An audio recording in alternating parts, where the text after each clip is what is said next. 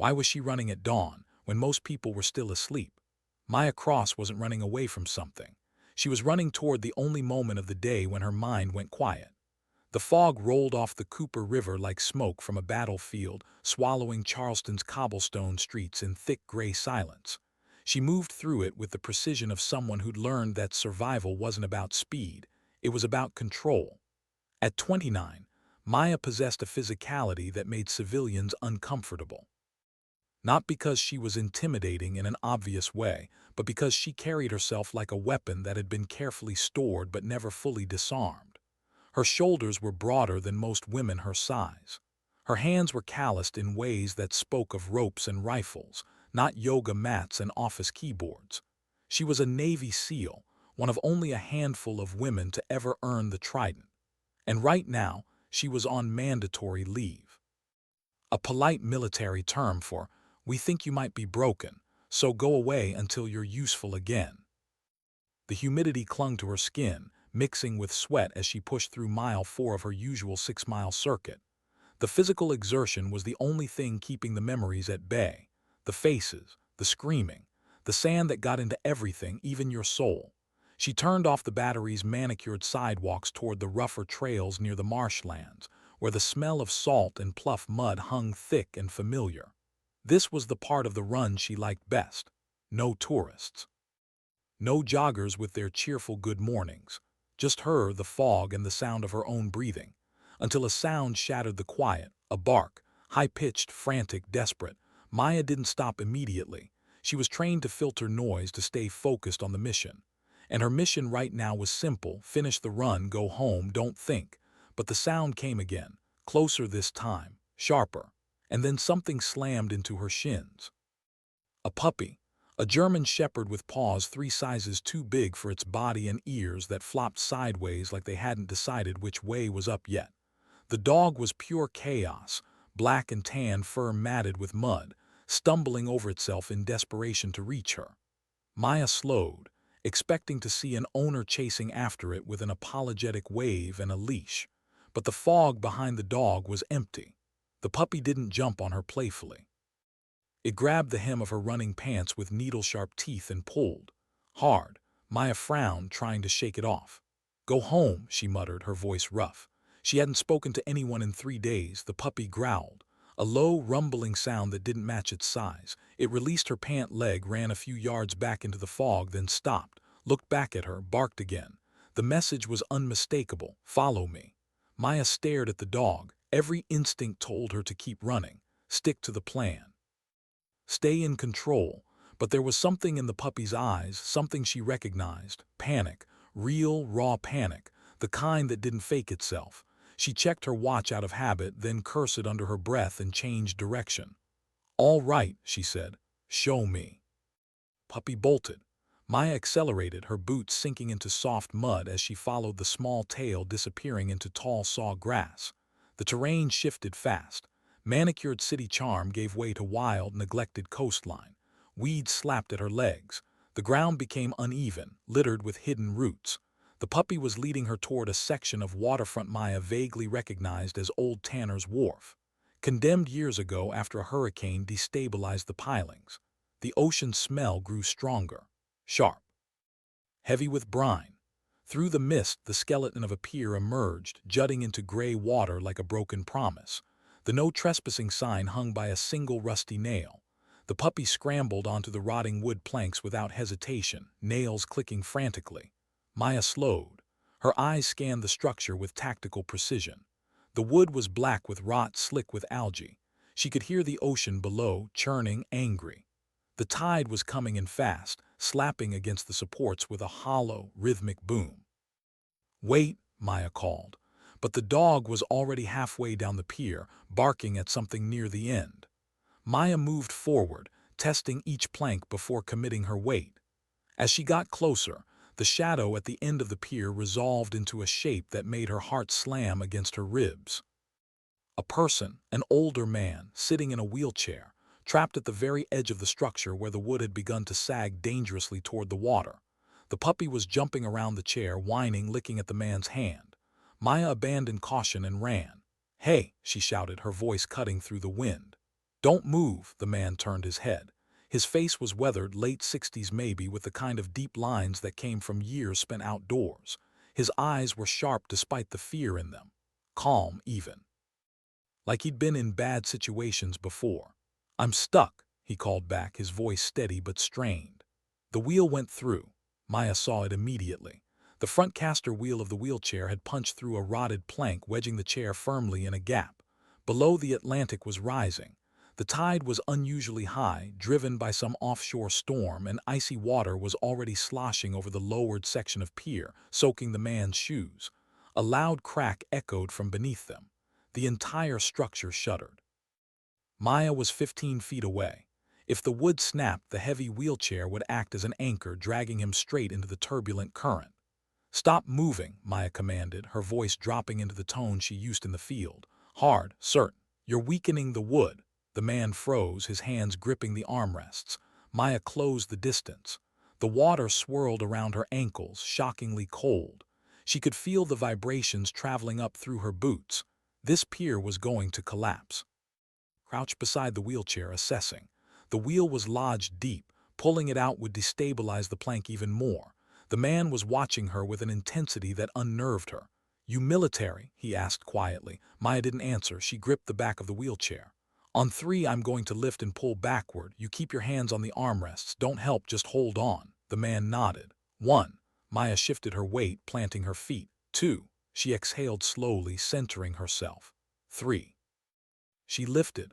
The wheelchair was heavier than she expected, metal frame loaded down with the man's weight.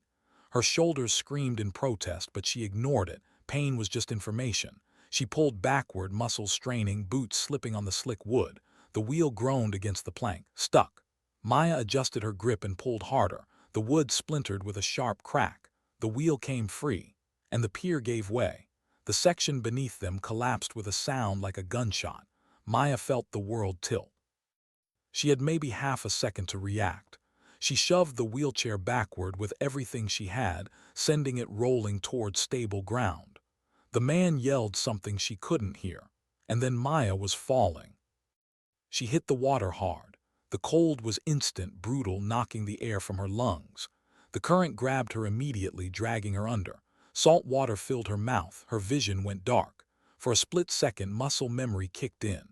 She'd done water survival training 100 times, cold water immersion drills, but this wasn't training. This was the Atlantic in December, and it didn't care how many medals she had. Maya kicked hard, breaking the surface. Gasped for air. The current was pulling her away from the pier, out toward open water. She twisted, searching for something to grab, a piling, anything. Her hand connected with a barnacle-encrusted support beam. She held on, the sharp edges cutting into her palm. Pain flared. She ignored it. Above her, she could hear the man shouting. The puppy barking. Maya pulled herself along the beam, hand over hand, fighting the current. Her arms were shaking. Her fingers were going numb. She reached a ladder, half submerged, rungs slick with algae. She climbed, slow, deliberate, one rung at a time. When she finally hauled herself back onto the solid section of the pier, she collapsed onto her stomach, coughing up salt water. Her lungs burned. Her hands were bleeding. The man was there, wheelchair pulled back from the edge, the puppy pressed against his leg. You okay? The man asked. His voice was tight with concern. Maya pushed herself up to her knees, spitting water. Fine. She wasn't fine. Her entire body was trembling, but she was alive. That counted for something. You saved my life, the man said quietly. Maya looked at him, really looked at him. There was something in his eyes, recognition maybe, or respect. She stood, dripping water and seaweed. Your dog saved you, she said, her voice flat. I just pulled you back. The man smiled faintly. He's good at finding help.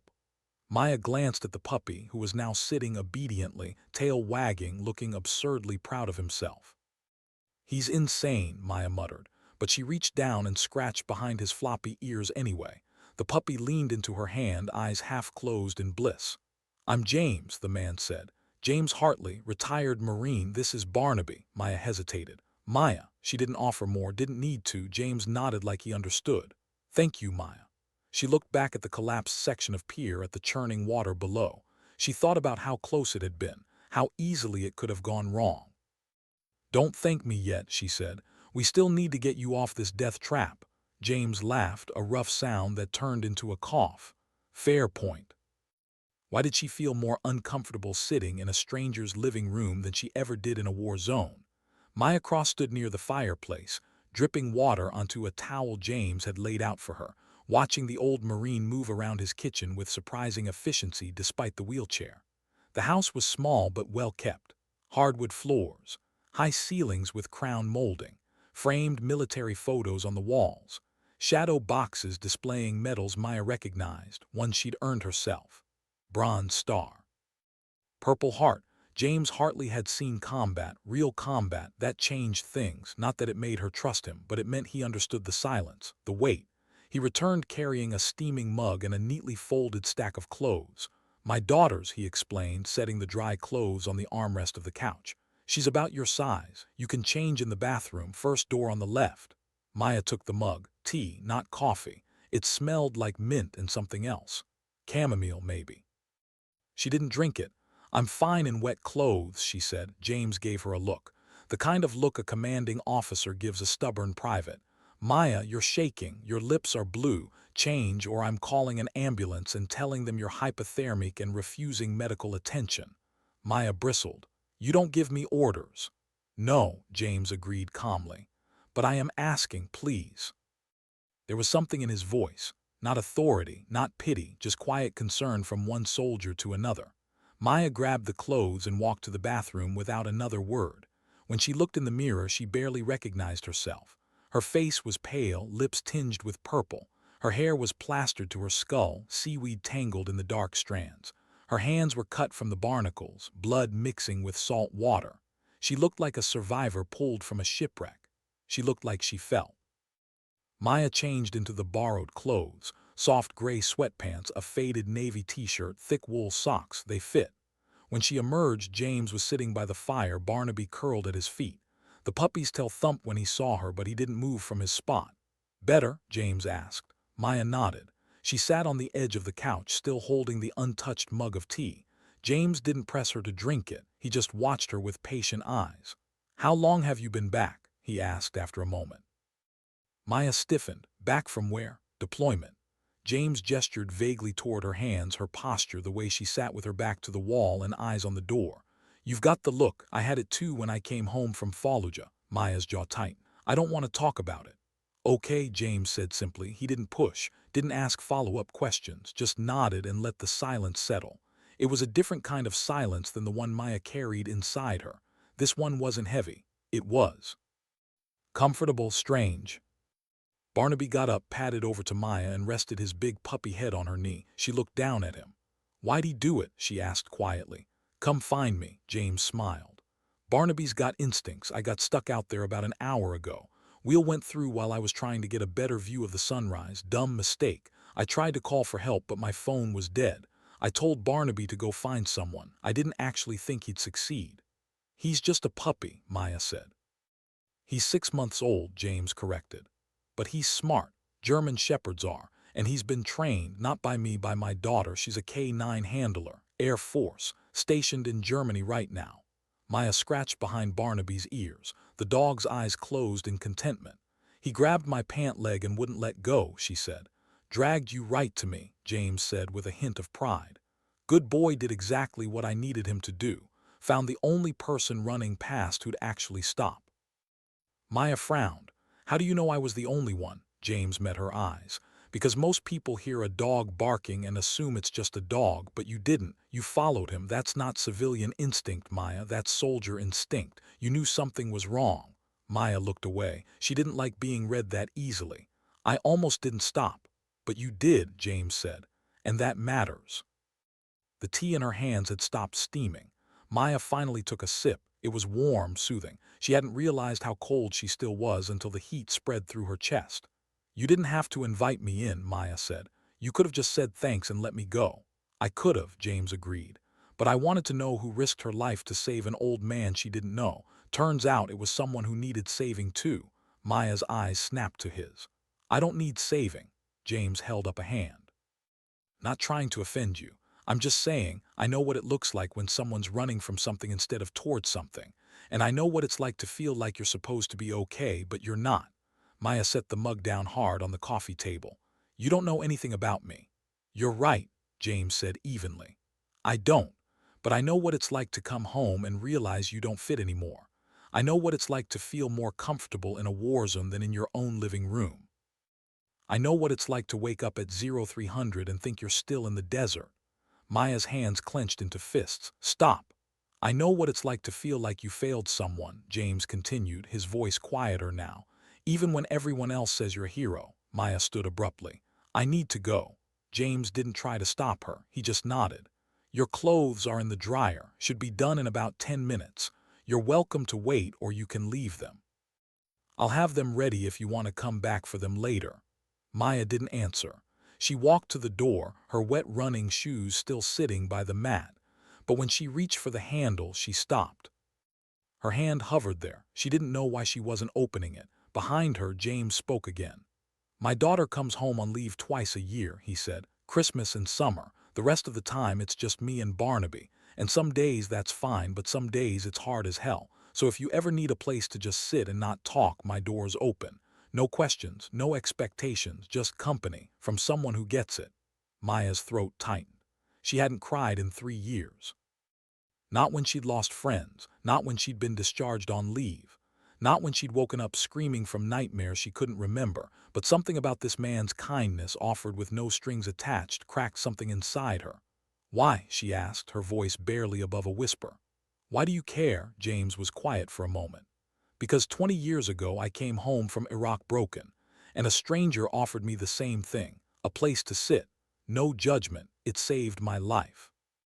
So now I pass it on when I can. Maya turned around. James was still sitting by the fire, Barnaby at his feet, looking at her with eyes that held no pity, only understanding. I don't know if I can do this, Maya admitted.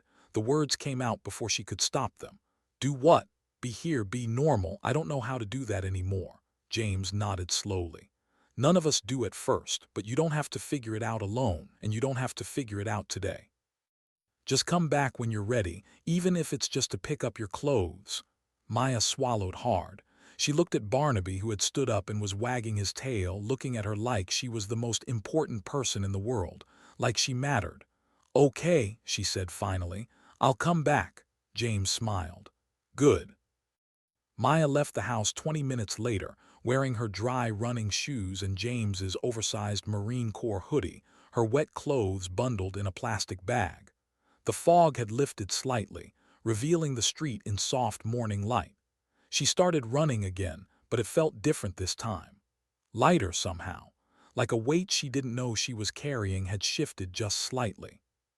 When she got back to her apartment, a small one-bedroom rental near the naval base, she dropped the bag of wet clothes by the door and stood in the middle of the living room. It was sparse, functional, a couch, a table, no pictures on the walls, no personal items. It looked like a place someone was passing through, not living in, because that's exactly what it was. Maya had convinced herself she didn't need roots, didn't need comfort. Soldiers didn't get comfortable, they stayed ready.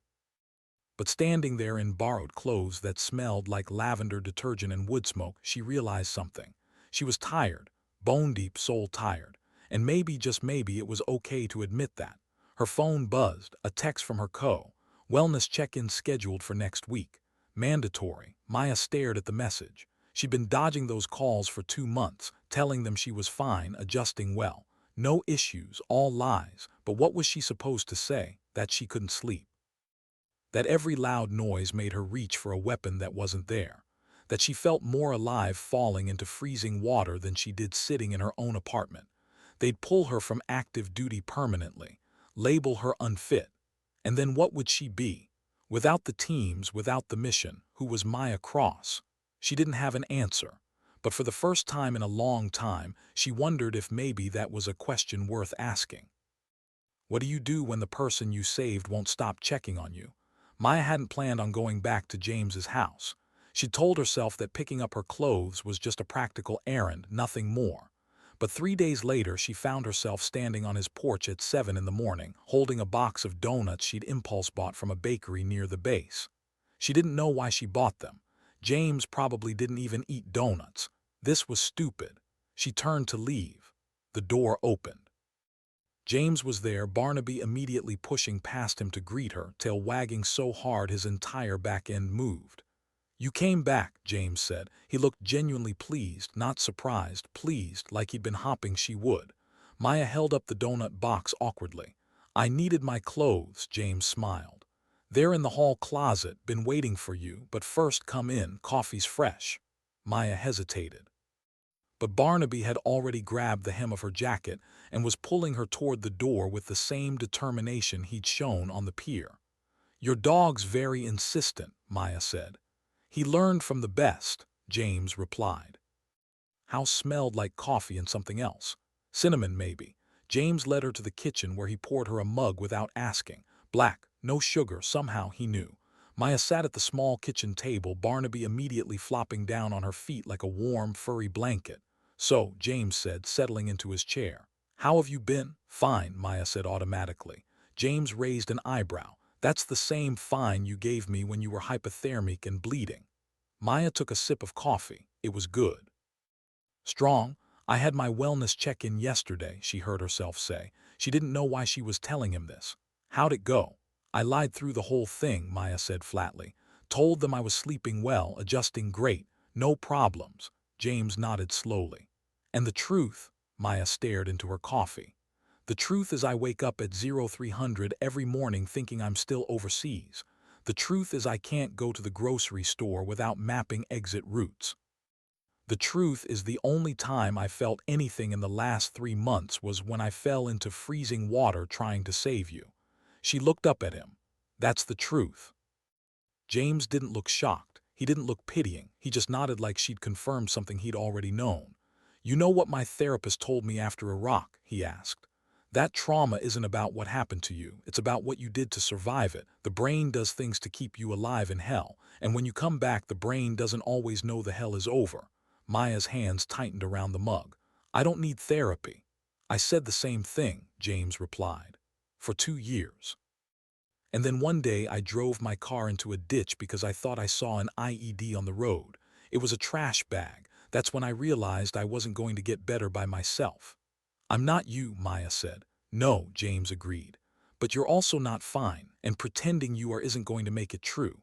Maya wanted to argue, wanted to tell him he was wrong, but the words wouldn't come, because he wasn't wrong. "I don't know how to not be a soldier," she said quietly. "That's all I've been since I was 18. If I'm not that, what am I?" James leaned forward. "You're a person who happens to be a soldier, not the other way around. And being a person means you're allowed to be broken sometimes. It means you're allowed to ask for help." "Soldiers don't ask for help," Maya said. "Bullshit," James said, his voice suddenly sharp. "Soldiers call for backup. They call for medevac. They call for air support. Asking for help is what keeps you alive. And right now, Maya, you need backup. You need someone to cover your six while you figure out how to live in the world again." Maya's eyes stung. She blinked hard, refusing to let the tears fall. Barnaby whined softly, pressing his head against her leg. "I had a team," she said, her voice breaking. "Overseas, 4 years, same people. We knew each other's tells, each other's weaknesses. We trusted each other with our lives." "What happened?" James asked gently. Maya was quiet for a long time. When she finally spoke, the words came out raw and jagged. "We were doing a high-value target extraction in Syria, 18 months ago. Intel said the compound was clear except for the target. It wasn't. There were civilians, women, children, and we didn't know until it was too late." She stopped, swallowed hard. "My teammate Rodriguez went into a room first. There was a kid hiding behind the door, 10 years old maybe, scared out of his mind. Rodriguez hesitated just for a second because he's a good man, because he didn't want to hurt a kid, and someone else in the room shot him." Maya's voice was completely flat now, devoid of emotion. "I cleared the room, neutralized the threat, got Rodriguez out, but he died on the medevac, and I keep thinking if I'd gone in first, if I'd been faster, if I'd seen the kid sooner, it wouldn't have changed anything," James said firmly. "You don't know that," Maya shot back. "Yes, I do," James said. "Because I've been exactly where you are, blaming yourself for a situation that was impossible from the start. War doesn't give you good choices, Maya. It gives you terrible choices and worse choices. And you did what you were trained to do. You got your teammate out, that's not failure." "He still died," Maya whispered. "Yes," James said. He did, and that's a wound that doesn't heal, but it also doesn't define you. Rodriguez made a choice, a good choice, a human choice, and you honored that choice by getting him home. That matters. Maya didn't respond. She just sat there, coffee going cold in her hands while Barnaby's steady presence grounded her. "Why do you care?" she asked eventually. "You don't even know me." "Because I was you," James said simply. "Sitting in this exact kitchen 20 years ago, my buddy pulled me out of a building in Fallujah, literally dragged me out while I was unconscious. I woke up in a hospital. He didn't wake up at all, and I spent 5 years thinking I should have died instead of him. Thinking I didn't deserve to be here." "What changed?" Maya asked. James gestured around the kitchen. "This, small things, a house, a dog, a daughter who calls me every Sunday even though I'm terrible at phone conversations. A routine, people who let me be broken without making me feel weak. I'm not saying it's easy. Some days it still feels impossible, but it's worth it." Maya looked at him. "How do I start?" "You already have," James said. "You showed up here, that's the hardest part." They sat in silence for a while, not the heavy, suffocating silence Maya usually carried. This was different, companionable, safe. Eventually, James reached into a drawer and pulled out a card. "This is my therapist," he said, sliding it across the table. "Dr. Sarah Chen. She specializes in combat trauma. She's good, and she won't bullshit you." Maya stared at the card. "I don't know if I'm ready." "You don't have to be ready," James said. "You just have to be willing." Maya picked up the card, slipped it into her pocket. "Okay, okay," James echoed. Before Maya left that morning, James gave her something else. A key. "What's this?" Maya asked. "Spare key to the house," James said.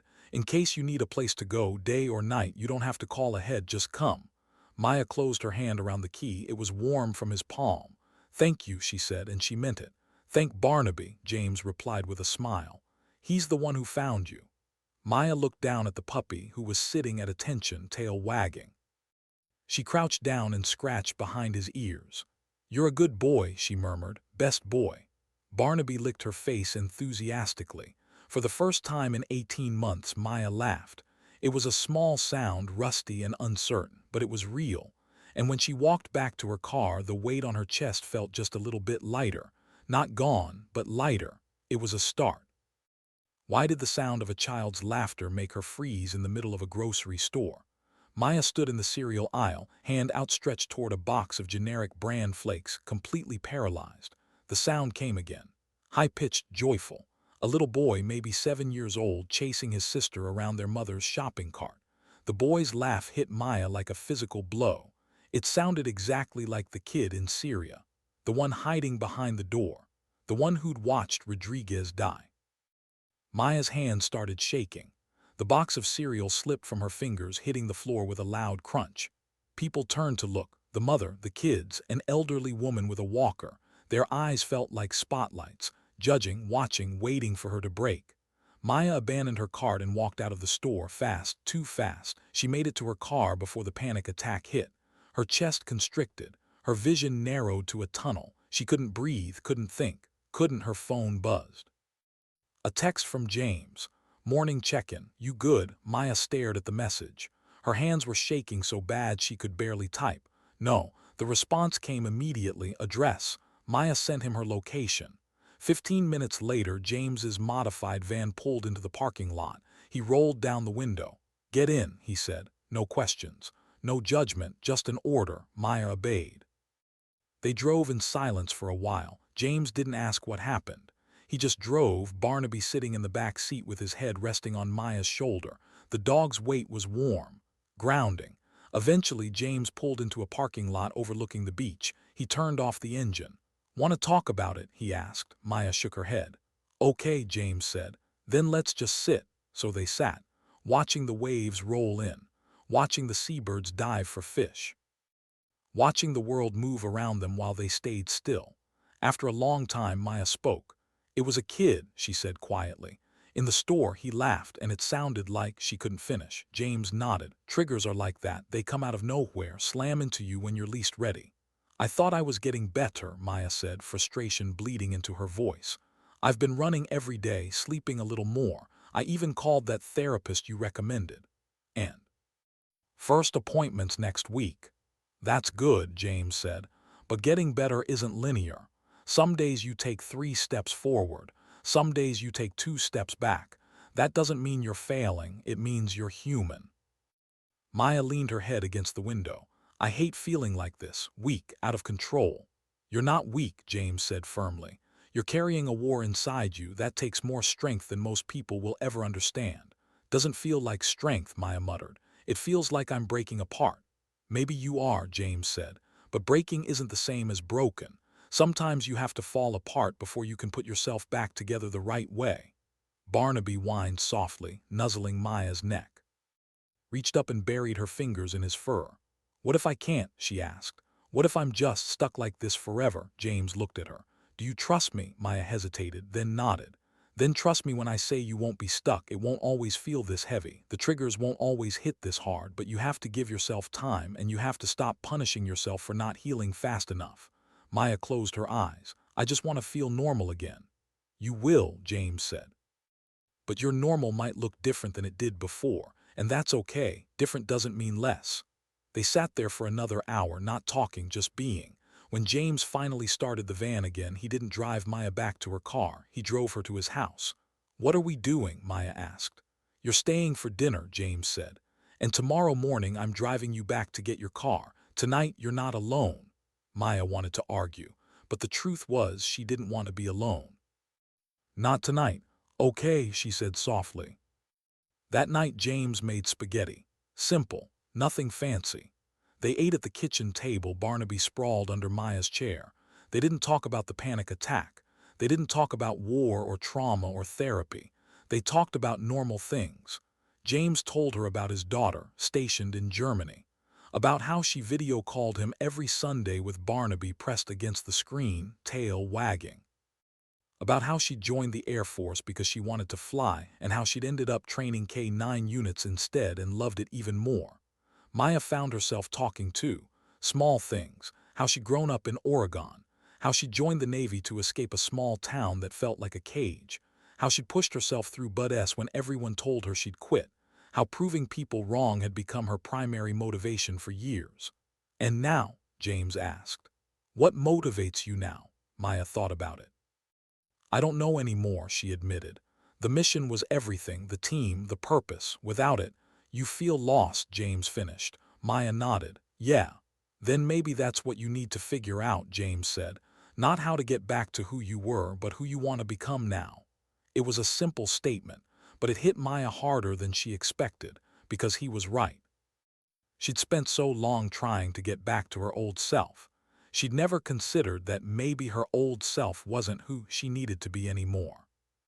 After dinner, they moved to the living room. James built a fire while Maya sat on the floor with Barnaby, absently scratching the dog's ears. Can I ask you something? Maya said. Anything, James replied. Why a dog? Why not, I don't know, something easier? James smiled. Because dogs don't lie, they don't judge, they don't expect you to be anything other than who you are. And when you're drowning in your own head, sometimes you need something that just sees you, without all the noise. Maya looked down at Barnaby, who had rolled onto his back, exposing his belly for scratches.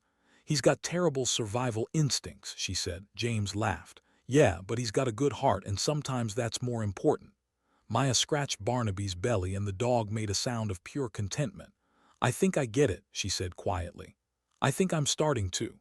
That night, Maya slept on James's couch, Barnaby curled up on the floor beside her. For the first time in months, she didn't wake up at 0300. She slept through until dawn. And when she woke, Barnaby was still there, watching her with those dark, steady eyes, like he was keeping guard, making sure she was safe. It was a small thing, but to Maya it felt like everything. What happens when the person you're trying to save turns out to be saving you instead? Maya's first therapy session with Dr. Sarah Chen was exactly as uncomfortable as she'd expected. The office was small, painted in soft blues and grays, with a couch that was too comfortable, and a box of tissues strategically placed on the side table. Maya hated it immediately. Dr. Chen was in her late 40s, Asian American with sharp eyes and a calm demeanor that reminded Maya of a sniper waiting for the right shot. She didn't waste time with pleasantries. James Hartley referred you, Dr. Chen said, glancing at her notes. He said you pulled him out of a collapsed pier, that true? Yes, Maya said. And he said you're struggling with combat-related trauma. Also true, Maya's jaw tightened. I'm managing. Dr. Chen looked up. Managing and healing are two different things. Which one are you actually doing? Maya didn't answer. Dr. Chen set down her notes. Let me be clear about something. I'm not here to fix you. You're not broken. You're a highly trained operator who experienced things most people can't even imagine, and your brain is doing exactly what it's supposed to do to keep you alive. My job is to help you retrain your brain to understand that you're not in danger anymore, that the war is over. The war is never over, Maya said quietly. Not in here. She tapped her temple. You're right, Dr. Chen agreed. Not without work, so let's work. The sessions were brutal. Dr. Chen didn't let Maya hide behind military jargon or deflection. She pushed. Hard, she made Maya talk about Syria, about Rodriguez, about the child behind the door, about the guilt that sat in Maya's chest like a stone. You think you should have saved him, Dr. Chen said during their third session. Rodriguez. I should have, Maya said. I was team lead. His life was my responsibility. And what about your life? Dr. Chen asked. Who's responsible for that? Maya blinked. What? You're so focused on everyone you couldn't save that you've forgotten you're worth saving too. Why is that? Maya looked away. Because they were better than me, Rodriguez, the others, they had families, people who loved them. I'm just what? Alone, Maya said. I'm alone, so it should have been me. Dr. Chen leaned forward. Maya, you're not alone because you're unworthy. You're alone because you won't let anyone in. There's a difference. The words hit like a gut punch because they were true. Maya had spent years building walls, making sure no one got too close. It was safer that way, easier. But it also meant she was drowning, and she'd convinced herself that asking for a life raft was weakness. James Hartley got in, Dr. Chen pointed out. Why is that? Maya thought about it. Because he didn't ask permission, he just showed up, kept showing up. And that bothers you? No, Maya said slowly. It scares me. Why? Because what if he leaves? What if I start depending on him and then he's gone? What if? What if you let yourself be cared for and it doesn't destroy you? Dr. Chen interrupted. What if you let someone see you at your worst and they stay anyway? What would that mean? Maya's throat tightened. It would mean I'm not alone. Exactly, Dr. Chen said. So maybe the question isn't whether you deserve to be saved. Maybe the question is whether you're brave enough to let someone try. Maya left that session feeling raw, exposed, but also something else. Lighter, maybe. Like a weight she'd been carrying for years had shifted just slightly. When she got back to her apartment, she stared at the spare key James had given her. She'd been carrying it in her pocket for 2 weeks but hadn't used it, not once. She grabbed her jacket and drove to his house. It was late afternoon. The sun was setting, painting the sky in shades of orange and pink. Maya used the key, walked in without knocking. James was in the kitchen chopping vegetables. Barnaby immediately bounded over, tail wagging furiously. James looked up, surprised but pleased. Hey, he said. Wasn't expecting you today. I had therapy, Maya said. And I didn't want to be alone after. James set down the knife. You want to talk about it? No, Maya said. I just want to be here if that's okay. It's always okay, James said. He gestured to the counter. Want to help with dinner? Maya nodded. She washed her hands and started dicing tomatoes. They worked in comfortable silence, Barnaby lying on the floor between them. After a while, James spoke. You know, when my daughter was little, she used to have nightmares, bad ones. She'd wake up screaming, convinced there were monsters under her bed. What did you do? Maya asked. I told her the monsters were real, James said. Maya looked at him, startled. James smiled. I told her the monsters were real, but they couldn't hurt her, not while I was there, not while she was safe. And I taught her that being afraid didn't make her weak. It made her smart. Because fear keeps you alive. That's a weird thing to tell a kid, Maya said. Maybe, James agreed, but it worked. She stopped being afraid of the fear, started seeing it as information instead of an enemy. Maya was quiet for a moment. The fear is the hardest part, not the memories, the fear that I'm never going to feel safe again. You will, James said. It just takes time, and it takes practice. Every day you wake up and choose to keep going, you're teaching your brain that you're safe. That the war is over. What if my brain doesn't believe me? Maya asked. Then you fake it until it does, James said simply. That's all any of us can do. They finished making dinner together, pasta with fresh vegetables, garlic bread, simple but good. They ate at the kitchen table, Barnaby begging shamelessly for scraps. "He's got no shame," Maya observed. "None whatsoever," James agreed, slipping the dog a small piece of bread under the table. "And I'm a terrible influence." Maya smiled. It felt strange on her face, but also good. After dinner, they sat on the porch. The air was cool but not cold. The stars were just starting to appear. Barnaby sprawled across both their feet, snoring softly. "Thank you," Maya said after a long silence. "For what?" "For not giving up on me," Maya said. "For seeing me at my worst and still inviting me back." James looked at her. "Maya, you saved my life, literally. The least I can do is remind you that yours is worth saving too." Maya felt tears prick her eyes. She blinked them back. "I don't know how to do this, how to be soft, vulnerable." "You don't have to know," James said. "You just have to try, and when it gets hard you call, you show up, you let me help, that's all." Maya nodded. "Okay. Okay," James echoed. They sat there for a long time, watching the sky darken and the stars multiply. And for the first time in 18 months, Maya felt something she'd thought was lost forever. Hope. Not the loud, triumphant kind, but the quiet, stubborn kind. The kind that whispers, maybe tomorrow will be better. And sometimes that's enough. How do you know when you're ready to stop running? Maya's sixth therapy session was different from the others. Dr. Chen started with an unexpected question. "Do you think you're ready to go back?" "Back where?" Maya asked.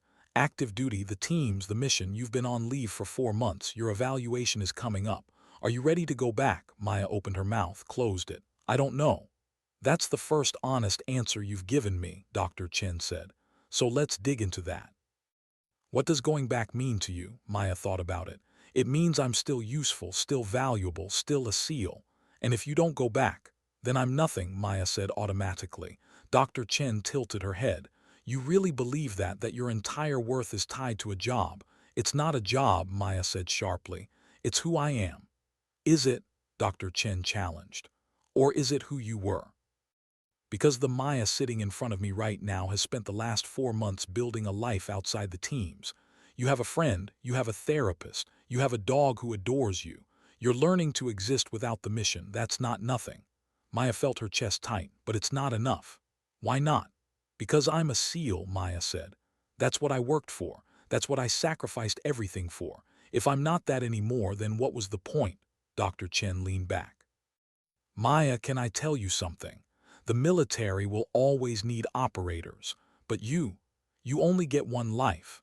And spending it trying to prove you're worthy of love and respect by constantly putting yourself in danger, that's not honor. That's self-destruction dressed up as duty. Maya stared at her. That's not fair. Maybe not, Dr. Chen said, but it's true, and I think you know it. I think you've known it for a while. That's why you're struggling with this decision. Maya stood up abruptly. I need air.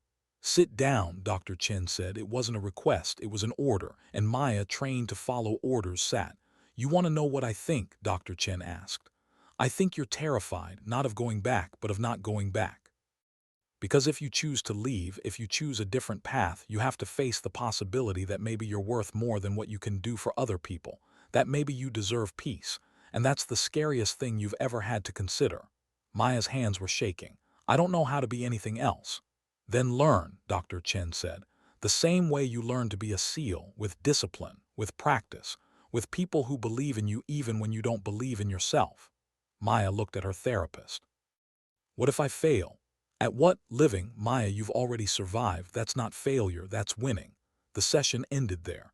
Maya walked out feeling like she'd been hit by a truck. She sat in her car for 20 minutes staring at nothing. Then she drove to James's house. He was in the garage working on something mechanical.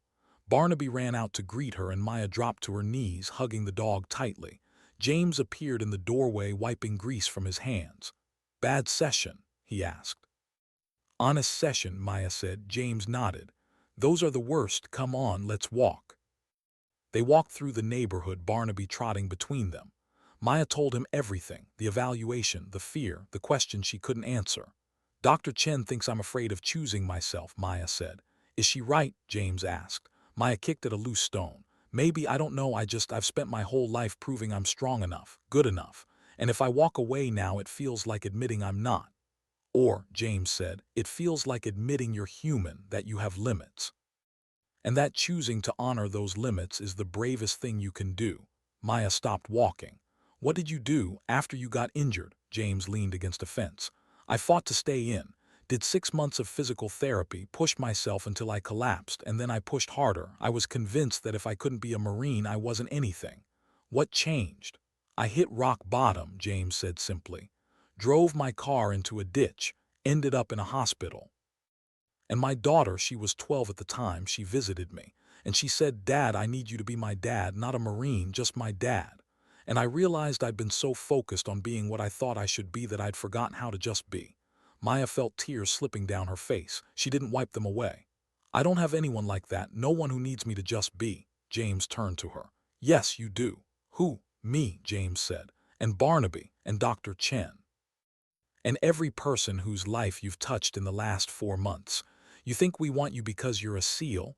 We want you because you're Maya, the woman who runs at dawn, the woman who pulls strangers out of the ocean, the woman who shows up even when it's hard. That's who you are, not the trident, not the rank. You. Maya broke, fully broke. She sank down onto the curb and sobbed. All the grief she'd been holding back for 18 months came pouring out. Rodriguez, the mission, the guilt, the fear. James sat beside her, didn't touch her, didn't try to fix it, just sat there while she fell apart. Barnaby climbed into her lap, licking her face, whining softly, and slowly the sobs subsided. Maya wiped her face with her sleeve. Sorry, she muttered. Don't apologize, James said. You needed that. I feel like shit, Maya said. Good, James replied. That means you're feeling something, that's progress. They sat there for a long time. Eventually Maya spoke. I don't think I'm going back. The words came out quiet, sir. I don't think I can, not the way I was, and I don't want to be half a SEAL, so maybe it's time to let that part of me go. James nodded. That's a hard choice, but it's yours to make, and whatever you choose, I'm here. Maya looked at him. Why? Why do you care so much? Because you saved my life, James said. And now I'm returning the favor. That's what we do. We save each other. Maya nodded. Okay. Okay, James echoed. They walked back to his house. Maya stayed for dinner, stayed late into the night, talking, laughing, even planning what came next. And when she finally left, Barnaby walked her to her car, tail wagging. Maya crouched down, scratching his ears. You started all this, you know, she told the dog. Dragging me to that pier, forcing me to care. Barnaby licked her face. Yeah, Maya said, but she was smiling. Good boy. What does it mean to find peace when you've spent your whole life at war? 3 months later, Maya Cross sat in the office of her commanding officer, wearing her dress blues for what might be the last time. The evaluation had been scheduled for weeks. She'd prepared her statement, practiced it in the mirror, in therapy, with James. She knew what she was going to say, but saying it still felt like jumping off a cliff. The co looked up from her file. Petty Officer Cross, your eval shows significant improvement. Psych team says you're cleared for return to active duty. We're ready to bring you back into rotation. Maya took a breath. With all due respect, sir, I'm requesting separation from service. The co blinked. Separation? Cross, you're one of the best operators we've had. Why would you? Because I can't be the operator you need anymore, Maya said. Not without compromising my health, not without risking my team. I've spent 4 months learning how to live again, and I don't want to unlearn that. The co studied her. This is a permanent decision. Once you're out, getting back in is nearly impossible. I know, sir, Maya said, and I'm making it anyway. The co leaned back. Can I ask why? Maya thought about James, about Barnaby, about Dr. Chen, about the life she'd been building in the spaces between the darkness. Because I finally figured out that my worth isn't measured by what I can do for the military. It's measured by who I am when the mission is over. And I want to find out who that person is. The co was quiet for a moment, then nodded. All right, I'll process the paperwork. You'll be honorably discharged within 60 days. And Cross, sir, thank you for your service, truly, Maya saluted. It was my honor, sir. She walked out of that office feeling lighter than she had in years. She called James from the parking lot. I did it, she said. I'm out. How do you feel? James asked. Terrified, Maya admitted, but also free. Good, James said. Come over, we're celebrating. When Maya arrived, James had made her favorite meal, steak, roasted vegetables, and a cake that said new beginning in slightly lopsided frosting. You made a cake? Maya asked, genuinely touched. Barnaby helped, James said. The dog barked from the kitchen, tail wagging. They ate dinner together, talked about what came next. Maya had started looking at college programs, maybe psychology, maybe social work, something that would let her help other veterans navigate what she'd just been through. "You'd be good at that," James said. "You have the experience, the empathy, the grit." "I don't know if I have empathy," Maya said. "You pulled a stranger out of the ocean," James pointed out. "That's empathy," Maya smiled. "Fair point." After dinner, they went for a walk, just like they had 100 times before, but this time felt different because Maya wasn't running anymore. She was choosing to stay, choosing to build, choosing herself. "Thank you," she said as they walked. "For what?" "For not letting me give up, for seeing something in me worth saving." James stopped, looked at her seriously. "Maya, I didn't save you. You saved yourself. I just gave you a place to land while you figured it out. That's all any of us can do for each other. Provide safe harbor in the storm." Maya felt tears prick her eyes again, but this time they were good tears, grateful tears. "I don't know what I would have done without you." "You would have found someone else," James said, "because you're a survivor, but I'm glad it was me." They walked back to his house. Maya stayed late, sitting on the porch with James and Barnaby, watching the stars come out one by one. "Can I ask you something?" Maya said. "Anything," James replied. "Do you ever miss it, the core, the mission, the purpose?" James was quiet for a moment. "Every day, but I also know that I gave what I could give. And now I'm giving in a different way, being a father, being a friend, being here, that's its own kind of mission, it's just quieter." "I like quiet," Maya said. "Me too," James agreed. They sat in comfortable silence, and Maya realized something. She wasn't scared anymore, not of the future, not of the past, not of the man she'd lost or the woman she'd become. She was just here, present, alive. Barnaby's head was heavy on her lap. The dog was snoring softly, dreaming whatever dogs dream about. Maya scratched behind his ears. "You know, you changed my life," she told the dog. "All because you wouldn't let go of my pant leg." Barnaby's tail thumped in his sleep. James chuckled. "He's got good instincts. Knew exactly who to find that day." "Yeah," Maya said softly. "He did." The night stretched on, peaceful, calm. And when Maya finally left, driving back to her apartment under a sky full of stars, she felt something she hadn't felt in years. Contentment. Not happiness exactly. Not the loud, triumphant kind, but the quiet, steady kind. The kind that says you're going to be okay. Not today maybe, not tomorrow, but eventually. And that's enough. She pulled into her apartment complex and sat in her car for a moment, looking at the building that had felt like a cage for so long. But it didn't feel like that anymore. It felt like a starting point, a place to begin again. Maya grabbed her phone, texted James, "Thank you for everything." His response came quickly. "Anytime, that's what family does." Maya stared at the word, family. She'd spent so long thinking she didn't have one, but she'd been wrong. Family wasn't just blood. It was the people who showed up, who stayed, who saw you at your worst and loved you anyway. James was family. Dr. Chen was family. Even Barnaby, with his floppy ears and terrible survival instincts, was family. And maybe that was the point, that healing wasn't about going back to who you were. It was about finding new people to become, new reasons to stay, new ways to matter. Maya got out of her car and walked into her apartment. And for the first time in 18 months, she slept through the night. No nightmares, no panic, just sleep, deep, dreamless, peaceful sleep. And when she woke up the next morning, she didn't reach for her running shoes. She reached for her phone, called James. "Want to get breakfast?" she asked. "Already making pancakes," James replied. "Get over here." Maya smiled. "On my way." Sometimes dignity doesn't speak. It simply acts. Sometimes healing doesn't announce itself. It simply happens. One small choice at a time, one kind gesture, one moment of vulnerability, one person who refuses to let you drown. Maya Cross had spent her life being a warrior, fighting battles, saving lives, proving her worth. But the hardest battle she ever fought was the one to save herself. And she didn't do it alone. She did it with a retired Marine who'd seen his own darkness. With a therapist who refused to let her hide. With a puppy who dragged her toward help when she needed it most.